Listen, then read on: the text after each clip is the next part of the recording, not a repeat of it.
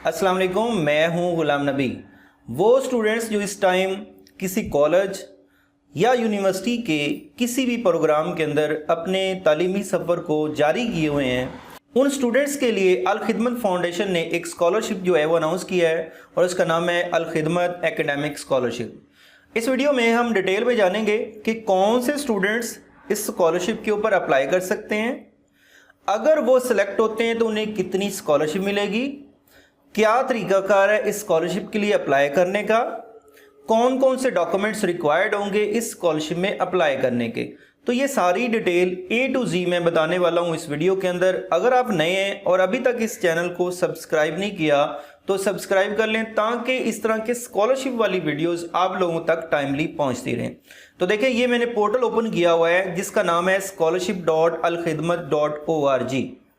ठीक है, यहाँ पर देखें तो एक अप्लाई का ऑप्शन मिल रहा है, लेकिन अगर हम अल खिदमत फाउंडेशन की मेन वेबसाइट पर जाएं तो यहाँ पर देखें तो आपके सामने ये मेन पेज है। ठीक है, यहाँ पर देखें तो स्कॉलरशिप लिखा आ रहा है और यहाँ पर देखें तो आपको बताया जा रहा है मंथली जो है वो 9,000 और एनुअली जो है 1,08,000 जो है वो आप लोगों को ईयरली मिलेगा इस स्कॉलरशिप में।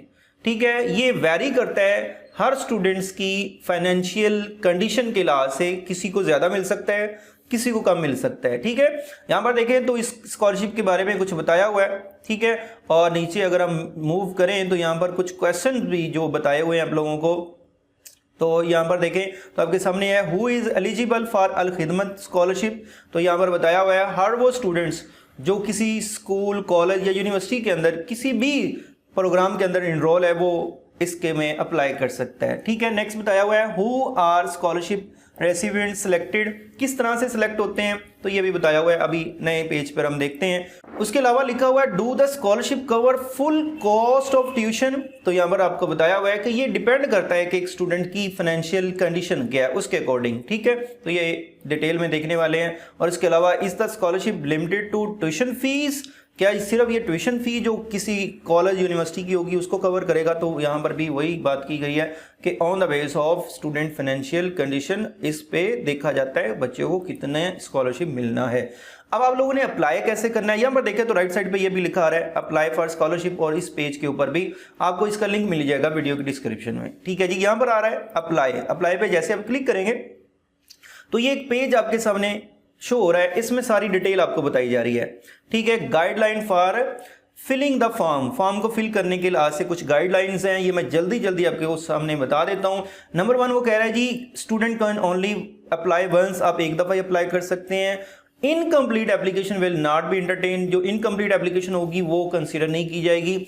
ओके, नंबर 3 पे आपके सामने कुछ मार्क्स क्राइटेरिया बताया हुआ है कि एप्लीकेंट जो है उसके 75% मार्क्स होने चाहिए मैट्रिक में, 70% मार्क्स जो है वो इंटरमीडिएट या DAE में होने चाहिए and above in the last exam. ठीक है, will be eligible to apply. However minority state जो स्टूडेंट्स हैं उनके लिए क्राइटेरिया ये आपके सामने है, ये आप लोग देख लीजिएगा।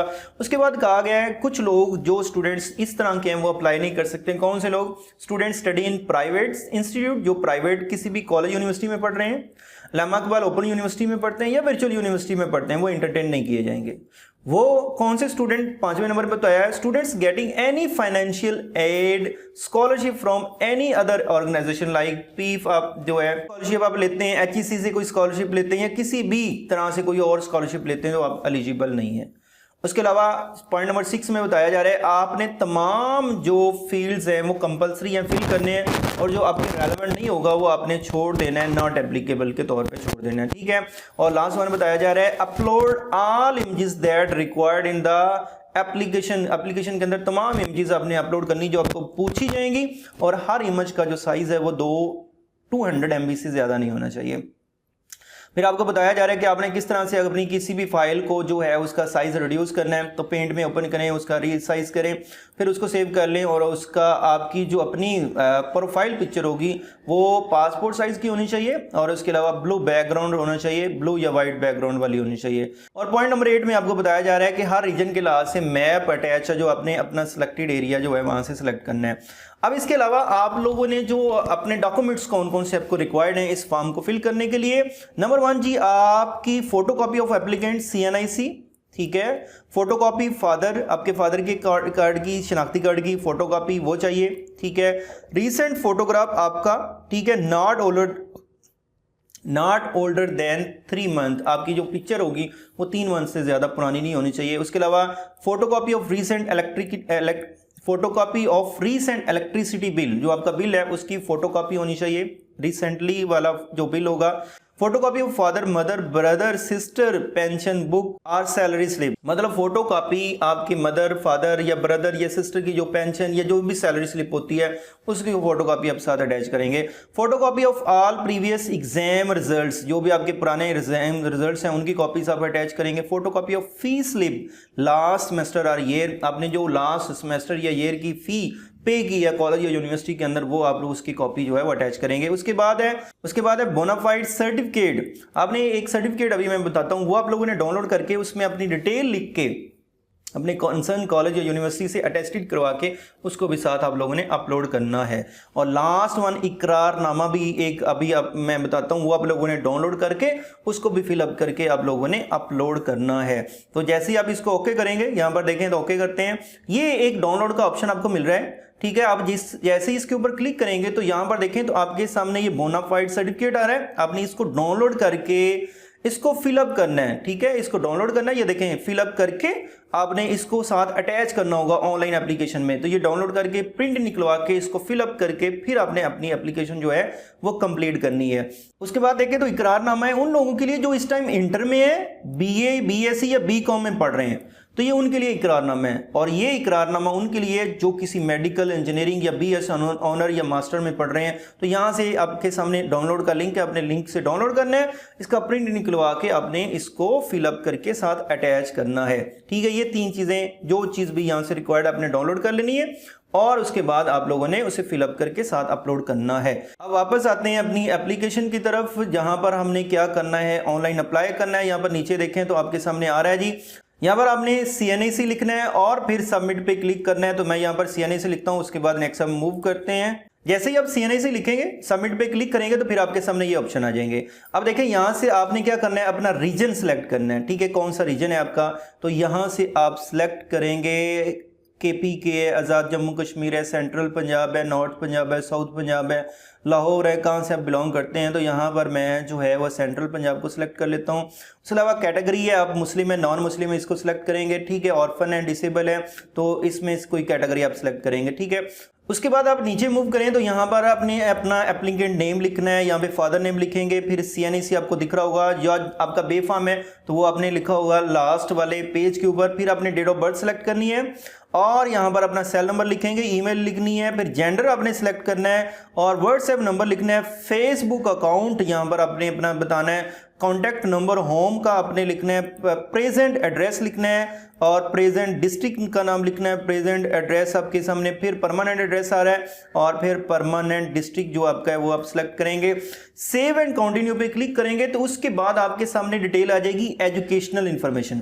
जैसे ही आप अपनी पर्सनल इन्फॉर्मेशन कंप्लीट करेंगे तो नेक्स्ट आ जाएंगे एजुकेशनल इन्फॉर्मेशन पर। यहाँ पर देखें तो एजुकेशनल इन्फॉर्मेशन में आपने क्या क्या चीज़ ऐड करनी है, अप्लाइंग फॉर किस लिए आप अप्लाई कर रहे हैं, ठीक है। आप ग्रेजुएशन में पढ़ रहे हैं या मास्टर में पढ़ रहे हैं, उसको सिलेक्ट करेंगे। फिर यहाँ से अपने medical, engineering, honour, graduation, master, इसको सिलेक्ट करेंगे, कोई सी एक चीज़ को चूज़ करेंगे आप लोग।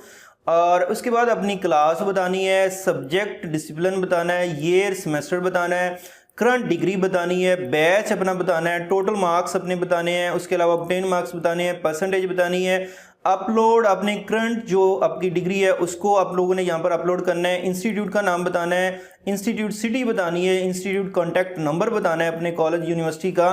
उसके बाद डिग्री स्टार्ट डेट बतानी है, डिग्री एंड डेट बतानी है, अब एनी डिस्टिंक्शन जो आपकी है वो अपने बतानी है, फ़ी अपनी बतानी है, हॉस्टल एक्सपेंसेस बताने हैं और फिर जो है ये सारी और ये जो आप लोग पेमेंट करते हो मंथली, सेमेस्टर या एनुअल है वो आप सिलेक्ट करेंगे। और उसके बाद जो है वो आप लोगों ने नेम ऑफ टीचर बताना है, अपने टीचर का नाम, कॉन्टैक्ट नंबर उसका बताना है, मैट्रिकुलेशन जो आपकी मैट्रिक है उसका ईयर बताना है, मैट्रिक के अंदर टोटल आपने मार्क्स कितने थे वो बताने हैं, ऑब्टेन मार्क्स जो हैं वो बताने हैं, अपनी परसेंटेज बतानी है। और उसके बाद अपलोड मैट्रिक रिजल्ट, यहाँ पे मैट्रिक का रिजल्ट आप लोगों ने अपलोड करना है। फिर इंटरमीडिएट ईयर है, और टोटल मार्क्स हैं इंटरमीडिएट के, ऑब्टेन मार्क्स हैं, अपनी परसेंटेज है, और उसकी जो है आपने क्या करना है, पिक्चर अपलोड कर देनी है।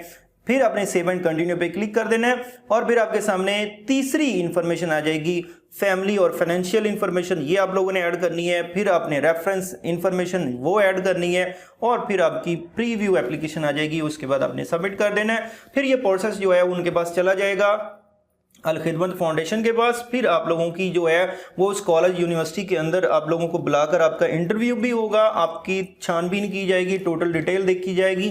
उसके बाद ये स्कॉलरशिप आपको एलोकेट कर दिया जाएगा और जो आपको मंथली ऐड मिलेगी अल खिदमत फाउंडेशन की तरफ से, और उसको आप अपनी स्टडी के कंटिन्यू करने के लिए यूज़ करेंगे। इसके अलावा अगर आप लोगों का कोई क्वेश्चन हो तो आप लोगों ने लाजमी कमेंट की शक्ल में पूछ लेना है। थैंक यू, अल्लाह हाफिज़।